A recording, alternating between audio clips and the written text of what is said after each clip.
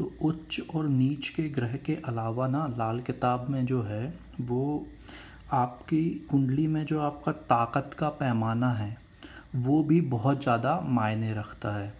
तो कुंडली में हमें ये पता होना चाहिए कि हमारी कुंडली में कौन सा ग्रह हमारी ताकत का पैमाना है। तो ताकत का पैमाना कैसे पता करते हैं? हमने जो हमारी कुंडली है उसे लगन कुंडली को हमने जो है लाल किताब कुंडली में कन्वर्ट कर लिया है। ठीक है, इसके बाद में फिर एक सीरीज़ होती है, वो सीरीज़ अभी मैं आपको बता रहा हूँ, वो आपको याद होनी चाहिए। तो याद कैसे करनी है मैं आपको वो भी बताऊंगा अभी। ठीक है, तो सीरीज़ होती है हमारी सूर्य, फिर इसके बाद में चंद्र, फिर इसके बाद में देखिए मंगल,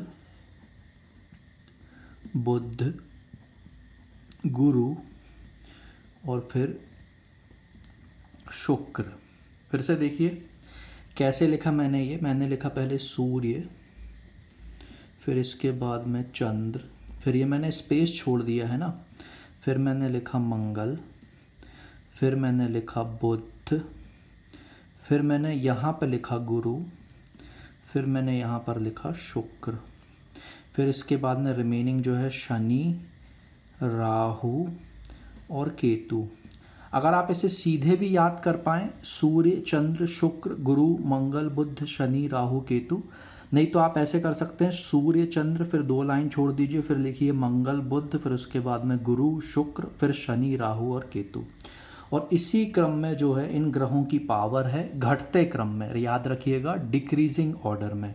तो सूर्य को जो पावर दी हुई है वो 9 दी हुई है, चंद्रमा को 8 दी हुई है, शुक्र को 7 दी हुई है, गुरु को जो है 6 दी हुई है, मंगल को जो है 5 दी हुई है, बुध को जो है 4 दी हुई है, शनि को जो है यहाँ पर 3 दी हुई है, राहु को जो है 2 दी हुई है और केतु को जो है वो 1 दी हुई है। अब आपको करना क्या है, ये जो आपने इस तरह से आपने ग्रहों को लिख लिया, फिर इसके बाद में आपने ये घटते क्रम में इनकी ताकत भी लिख ली। अब आपको बस अपनी कुंडली को देखना है। तो आपकी कुंडली में सूर्य जो है वो पहले भाव में बैठा हुआ है, तो आप यहाँ पे 9 इंटू मल्टीप्लाई कर देंगे 1 से। चंद्रमा जो है देखिए इस कुंडली में चंद्रमा जो है वो 12वें भाव में बैठा हुआ है। ठीक है, इसके बाद में शुक्र को अगर हम देखेंगे, यहाँ पर देखिए शुक्र जो है वो दूसरे भाव में बैठा हुआ है, तो हम 2 से मल्टीप्लाई करेंगे। इसके बाद में गुरु जो है देखिए यहाँ पर गुरु जो है वो 5वें भाव में बैठा हुआ है, तो हम 5 से मल्टीप्लाई करेंगे। इसके बाद में मार्स जो है देखिए वो पहले भाव में बैठा हुआ है, तो हम 1 से मल्टीप्लाई करेंगे। इसके बाद में देखिए मरकरी जो है वो 12वें भाव में बैठा हुआ है, तो यहाँ पर हम 12 से मल्टीप्लाई करेंगे। शनि जो है वो 9वें भाव में बैठा हुआ है, तो हम 9 से मल्टीप्लाई करेंगे।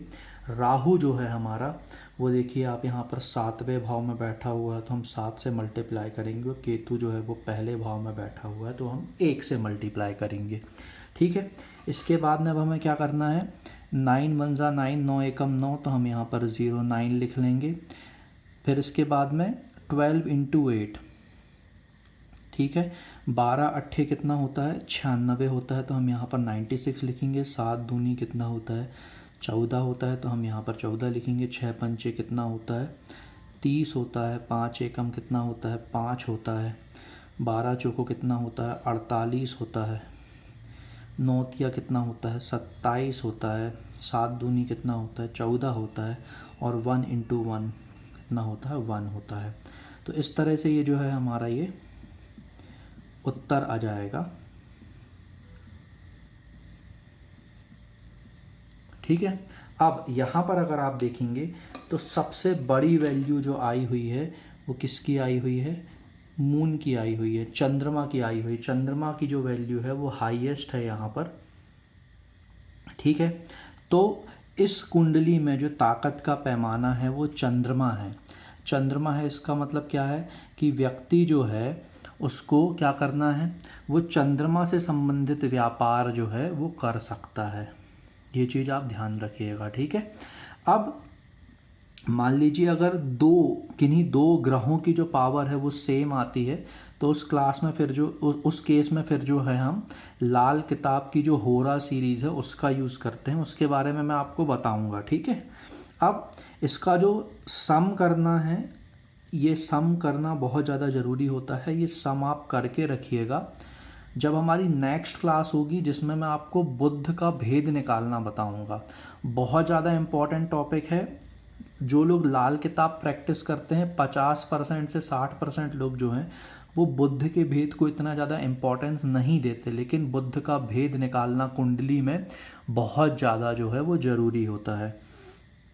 तो ये हमें मल्टीप्लाई करके क्या करना है, मैक्सिमम वैल्यू फाइंड आउट करनी है। यदि दो वैल्यू सेम है तो लाल किताब होरा सीरीज़ का हमें यूज़ करना है। वो मैं आपको बताऊंगा इस क्लास में, नहीं तो अगली क्लास में बता दूंगा।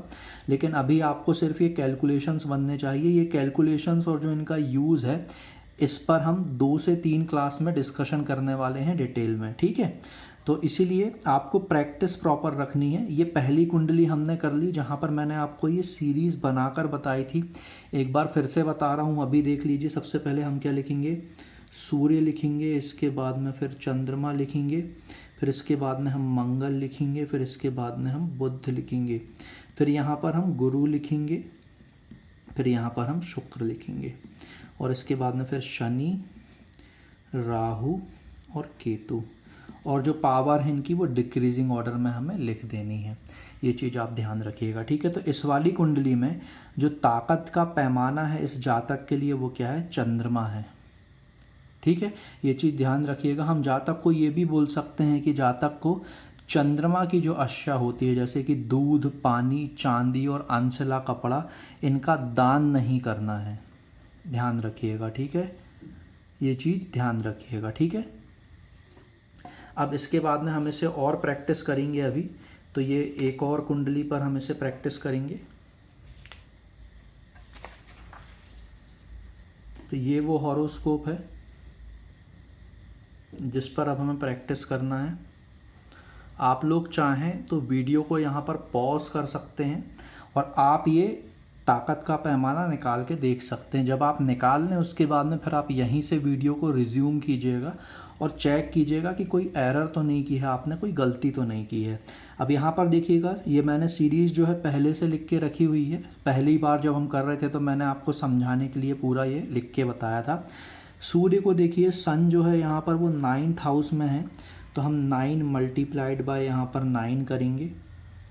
फिर इसके बाद में चंद्रमा जो है, चंद्रमा अगर हम देखेंगे तो वो 9th हाउस में है, तो हम 9 ही करेंगे। इसके बाद में जो वीनस है, वीनस देखिए यहाँ पर 8th हाउस में है, तो हम यहाँ पर 8 करेंगे। इसके बाद में जुपिटर जो है, जुपिटर को अगर हम देखें तो जुपिटर 9th हाउस में है, तो हम यहाँ पर मल्टीप्लाई बाय 9 करेंगे। इसके बाद में मंगल जो है, मंगल 12वें भाव में है, तो हम मल्टीप्लाई बाय 12 करेंगे। मरकरी जो है हमारा, देखिए आप, मरकरी जो है वो 9th हाउस में है, तो हम मल्टीप्लाई बाय 9 करेंगे। शनि जो है हमारा वो 8th हाउस में है, तो हम मल्टीप्लाई बाय 8 करेंगे। इसके बाद में फिर राहु जो है हमारा वो चूँकि लगन में है, तो हम मल्टीप्लाई बाय 1 करेंगे। और केतु जो है वो 7वें भाव में है, तो हम मल्टीप्लाई बाय 7 करेंगे। इसके बाद में हम देखते हैं 9 9 जा 9 इनाम कितना होता है, 81। इसके बाद में 9 8 कितना होता है, 72। इसके बाद में 8 7 कितना होता है, 56। इसके बाद में 9 6 जा या फिर 6 नारे कितना होता है, 54। इसके बाद में फिर 12 पंच कितना होता है, 60। इसके बाद में 9 चौको कितना होता है, 36। इसके बाद में 8 तिया कितना होता है, 24। फिर इसके बाद में 2 एकम कितना होगा, 2, और 1 इंटू 7 कितना हो जाएगा, 7। तो यहाँ पर अगर आप देखेंगे तो जो हाईएस्ट वैल्यू हमारी आई हुई है वो सन के केस में आई हुई है। मतलब इस कुंडली में जो ताकत का पैमाना है वो क्या है, सूर्य है। तो इस जातक को सूर्य से संबंधित चीज़ें जैसे कि जो गेहूं है, सत अनाज है, गुड़ है, उसका जो है दान नहीं करना है, सरकार की अवहेलना नहीं करनी है, और टैक्स की चोरी नहीं करनी है। ये चीज़ें हम इस पर्टिकुलर नेटिव को बोल सकते हैं अगर आपकी कुंडली में सूर्य जो है वो ताकत का पैमाना आता है। इसके अलावा क्या है, आप सरकार से बनाकर रखें, सरकारी लोगों के साथ मिलकर आप काम कर सकते हैं, वो भी आपके लिए सही होगा। लेकिन ध्यान रखिएगा, आपको सरकार की बुराई नहीं करनी है। अगर सूर्य आपका ताकत का पैमाना है तो आप अपनी फेसबुक पर स्टेट गवर्नमेंट या फिर जो आपकी सेंट्रल गवर्नमेंट है उसके बारे में कुछ भी ऐसा अनैतिक मत लिखिए, ठीक है। इसके अलावा आप टैक्स की चोरी मत कीजिए, ठीक है। ये चीज़ आप ध्यान रखिएगा। तो इस कुंडली में जो हमारा ताकत का पैमाना निकला है वो क्या निकला है, सूर्य निकला है, ठीक है। इसके बाद में अब हम एक और एग्जाम्पल करते हैं, ठीक है। तो ये एक और एग्जांपल मैं अभी आपको करवा रहा हूँ। यहाँ पर देखिएगा, ये पूरा लिखा हुआ है और ये नंबर्स भी लिखे हुए हैं। सन देखिए यहाँ पर 10th हाउस में है, तो मैं मल्टीप्लाई बाय क्या कर दूंगा 10। मून जो है यहाँ पर देखेंगे आप तो 7th हाउस में है, तो मल्टीप्लाई बाय हो जाएगा 7। शुक्र जो है यहाँ पर देखिए 11वें भाव में है, तो मल्टीप्लाई बाय हो जाएगा 11। जुपिटर जो है यहाँ पर 7वें भाव में है, तो मल्टीप्लाई बाय 7। मंगल जो है यहाँ पर 11वें भाव में है, तो मल्टीप्लाई बाय 11। बुध जो है यहाँ पर देखिए, बुध कहाँ पर है 10वें भाव में है, तो मल्टीप्लाई बाय 10। शनि जो है वो 8वें भाव में है, तो मल्टीप्लाई बाय 8। इसके बाद में फिर राहु जो है हमारा वो 9वें भाव में है, और केतु जो है हमारा वो 3रे भाव में है। ठीक है। अब इसके बाद में हम देखेंगे 9 10 जा कितना होता है 90 होता है। इसके बाद में 8 7 कितना होता है 56 होता है। 7 ये हो जाएगा 77, ये हो जाएगा 42, ये हो जाएगा 55, ये हो जाएगा 40, ये हो जाएगा 24, ये हो जाएगा और ये हो जाएगा 03। ठीक है, इतना क्लियर होगा आई होप आपको। तो अब यहाँ पर अगर आप देखेंगे, देखिए तो यहाँ पर भी जो हाईएस्ट वैल्यू आ रही है वो किसकी आ रही है, वो सन की ही आ रही है। तो जो मैंने पहले अभी आपको परहेज बताए थे, वो परहेज यहाँ पर जातक को करने पड़ेंगे। ठीक है। और अच्छी चीज़ है, सूर्य अगर आपका ताकत का पैमाना है तो है ना, आप सरकार के साथ में मिलकर काम कर सकते हैं। सरकारी नौकरी नहीं लग रही तो आप आधार सेंटर ओपन कर सकते हैं, सरकारी टेंडर ले सकते हैं। ठीक है। लेकिन ध्यान रखना है आपको, क्या आपने सुपीरियर की बुराई नहीं करनी है, क्योंकि आपके लिए आपका बॉस जो है वो भी एक तरह से समझने के हिसाब से आपका सूर्य है, मतलब सूर्य नहीं है वो, एक तरह से आपके लिए गवर्नमेंट है। ठीक है। और इसके अलावा जो है आपको सरकार की बुराई नहीं करनी है, स्टेट गवर्नमेंट हो या फिर सेंट्रल गवर्नमेंट हो, टैक्स की चोरी नहीं करनी, ये चीज़ आपको ध्यान रखनी है।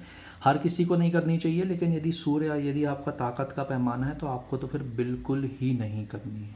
ठीक है। इसके बाद में जो है अब ये एक और कुंडली, तो दोस्तों ये जो कुंडली है ना, ये अब आपके लिए होमवर्क है। इसमें आपको क्या करना है, आपको ताकत का पैमाना फाइंड आउट करना है। ठीक है। इस पर्टिकुलर कुंडली में नहीं बनेगा, अगली क्लास में मैं बताऊंगा। इसके बाद में हमें सम भी फाइंड आउट करके रखना है। सम के माध्यम से हम फिर क्या करेंगे, बुध का भेद निकालेंगे। क्या करेंगे हम, बुध का भेद निकालेंगे। बहुत ज़्यादा ज़रूरी कंसेप्ट है ये। ठीक है। तो अब आज के वीडियो में बस दोस्तों इतना ही। वीडियो अगर आपको पसंद आया हो तो लाइक ज़रूर कर दीजिएगा, और अगर आप हमारे चैनल पर नए हैं तो चैनल को सब्सक्राइब कर दीजिएगा। मिलते हैं दोस्तों आपसे अगले वीडियो में, तब तक के लिए नमस्कार।